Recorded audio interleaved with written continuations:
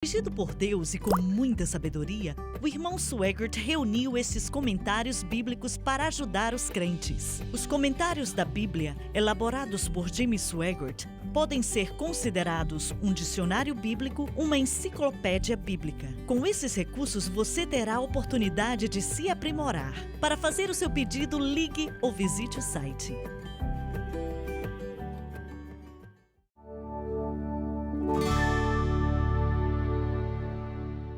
Estamos de volta.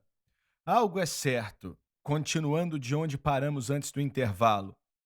O Senhor deu ao apóstolo Paulo o significado de tudo isso, cada detalhe. E eu acredito que o que Simão Pedro aprendeu e os outros também aprenderam de Paulo. O Espírito Santo verificou aquilo que o que eles estavam ouvindo vinha do Senhor, vinha do Espírito Santo. Eles sabiam que Jesus tinha morrido na cruz, mas acho que eles não tinham entendimento do que tudo aquilo representava. A grande mensagem deles era que ele ressuscitou dentre os mortos, e era o que eles enfatizavam.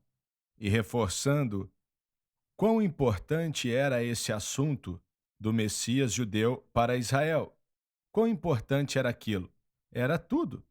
Era a nova aliança, era a esperança de Israel, e acredito que a igreja primitiva estava muito ocupada, sempre proclamando que Jesus Cristo era o Messias, era parte da mensagem e que ele tinha ressuscitado outra vez. E a evidência, milagres, sinais e maravilhas que acompanhavam aquilo, a verdade, e é por isso que vimos no livro de Atos e nós vemos também. Por isso eles precisaram ser batizados com o Espírito Santo antes mesmo de precisar de entendimento, porque esse poder para operar milagres e maravilhas tinha que estar sobre eles para que eles tivessem uma oportunidade de passar essa mensagem para Israel. Então, se você considerar o que o Messias era para Israel e agora você vai até Israel e diz: Você matou o seu Messias, mas ele morreu e ressuscitou, e vou te mostrar nas Escrituras que estava escrito que isso aconteceria. O nome dele é Jesus. E olha, levanta e anda. Viu só? Aqueles primeiros 10 anos da igreja é primeiramente focado em Israel. E foi o que Jesus mandou eles fazerem. Eles tinham que ir saindo aos poucos. E estamos olhando para um período de tempo quando Deus dá mais informação, pois agora eles estão prontos, a fundação foi estabelecida e eles estão prontos. Deus nunca faz algo rápido em relação à informação com ninguém. O primeiro sermão de Pedro foi a respeito do Cristo que foi crucificado. Exatamente. Lucas não registrou toda a mensagem. Isso seria impossível, não tem como. E nem as mensagens que ele registrou estão completas. Certo. Então, a ênfase em todas é que Cristo morreu e ressuscitou de acordo com a Bíblia. E Jesus é o Messias. E tudo aponta para isso, não aponta para o que a cruz conquistou, ou até mesmo, será que isso quer dizer que você recebeu perdão de pecados? E Lucas diz: se você acreditar em mim como Messias, você tem a remissão de pecados. É a mesma mensagem que Jesus pregou por 3 anos e meio. Vinde a mim, todos os que estão cansados, pois eu sou o caminho, a verdade e a vida. Ninguém vem a Deus senão por mim. Então ele se apresentou para Israel como Messias e a igreja primitiva continuou levando aquela mensagem, mas quando o assunto era ensinar a igreja sobre os detalhes e expandir esses detalhes para os gentios, precisamos de um Paulo que entende os detalhes. Ele foi o primeiro teólogo da igreja e foi algo muito necessário, algo mais do que o pescador, algo maior do que sinais e maravilhas. Precisamos de um pensador que pode pegar a antiga aliança e dizer: isso é o que Deus queria para nós, é isso que quer dizer, e caminhar em todo o poder que ele tinha e que a igreja primitiva estava caminhando nele, e ser aquele que traz o conhecimento, é o que o teólogo faz. Ele foi o primeiro teólogo da igreja. Então leia aí o versículo 21, por favor. Só um minuto. Qual é? 27. Naqueles dias desceram alguns profetas de Jerusalém para Antioquia. Provavelmente se refere à conclusão do ano que Paulo e Barnabé passaram em Antioquia na época. Isso meio que muda o assunto um pouco aqui. Esses profetas, não sabemos quem eles eram, a não ser que diga aqui embaixo. De qualquer maneira, a pergunta é: e grande parte da igreja diz que não existem profetas hoje em dia e ponto final, que isso acabou quando o cânon bíblico foi completo, não é mesmo? Aonde você estudou no seminário por vários anos, eles acreditavam que Deus ainda chamava homens e mulheres para serem profetas e profetisas hoje em dia? Nunca ouvi esse termo sendo usado lá, ouvi ninguém mencionar isso. Eu não sei se nas aulas de teologia eles concordavam que esse ministério continuou, eu não sei. Os grandes batistas do Sul tiveram pessoas com ministério profético. Já ouvi alguns deles. Até, ainda que eles não fossem batizados no Espírito Santo, alguns tinham uma palavra forte para a América. Então, olha, o chamado de um profeta é mais um pregador de justiça, até mesmo do que trabalhar com milagres e por aí vai. João Batista, por exemplo, Jesus disse que ele era o maior profeta nascido de mulher porque ele apresentou a Cristo. E é isso que estou pensando também sobre os dons. E João Batista não operou milagre algum. Ainda assim, ele foi o maior profeta que já viveu, porque ele era um pregador de justiça. Acho que a maioria dos batistas do Sul concordam que esse ministério, da maneira como você descreveu, é apropriado para igrejas batistas do Sul. Mas, como pentecostais, tivemos uma grande dimensão disso, com milagres, sinais e maravilhas. Sim, no meio pentecostal nós acreditamos que ainda existem apóstolos, profetas, evangelistas, mestres nas igrejas hoje.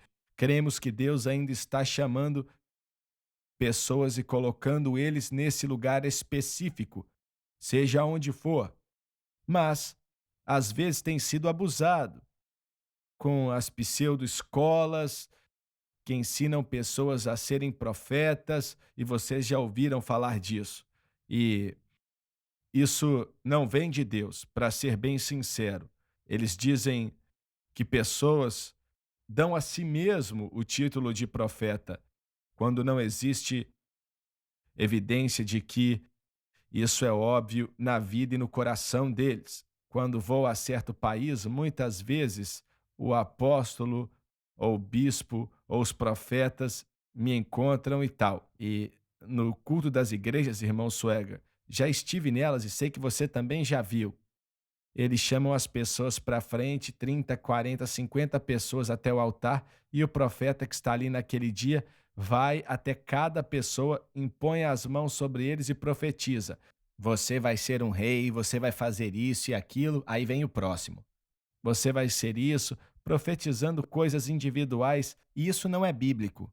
E eu tento ensinar o que você acabou de dizer, que os profetas vão sempre apontar para a justiça de Deus. Em Romanos 3, 21, diz que agora a justiça de Deus, sem a lei, é manifesta, com a lei e os profetas testemunhando dela. Um verdadeiro profeta de Deus vai sempre apontar para Cristo e não para um homem. Ele não vai glorificar um homem. O profeta sempre aponta para Cristo.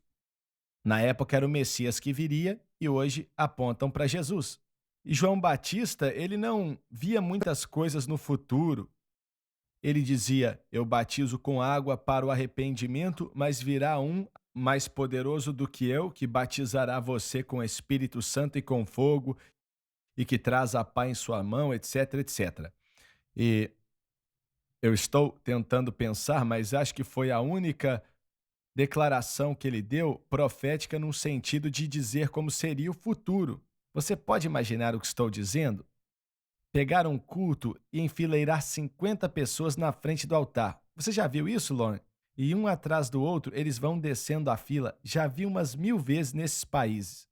Não é só nesses países, não. Na América também. É algo grandioso aqui. Existem até escolas de profetas. Para os profetas, para ensinar pessoas a profetizarem. É muito confuso para os crentes. E, de uma certa maneira, acreditamos que o profeta pode receber uma revelação do futuro. Mas a principal função do profeta é declarar aquilo que é justiça, ou o nome de Jesus Cristo. Na última primavera, o Bob deu uma aula, eu esqueci o nome, as pessoas que dizem que não existe isso mais. A doutrina da cessação.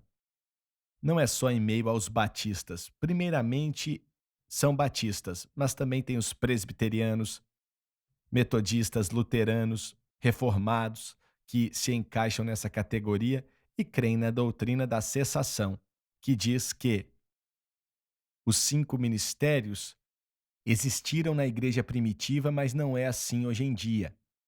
Ainda assim, existem evangelistas e existem pastores até hoje, e mestres, é claro.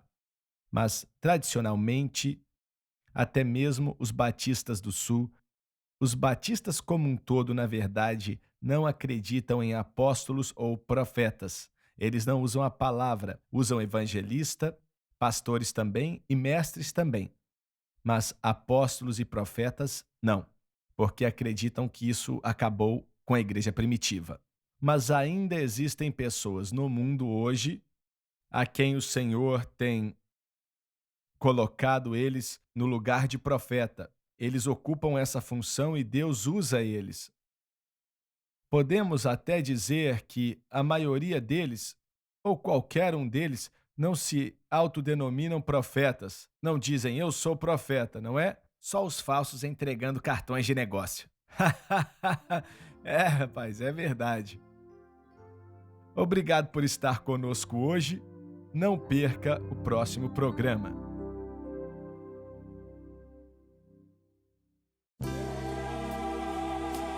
Obrigada por assistir o programa de hoje, um estudo na palavra. Assista os programas arquivados online no site sunlifetv.com. Há uma batalha pela sua mente. São as políticas e a direção da esquerda, criando uma cultura de violência. Uma batalha pela sua alma. Há uma diferença entre edificar uma multidão e edificar a igreja. A informação que você precisa. Quanto mais pessoas bem informadas, melhor. Que disponham-se a falar. Eu quero que você escute, eu quero que você entenda. Jesus é a solução para a humanidade. Não há outra solução. Muito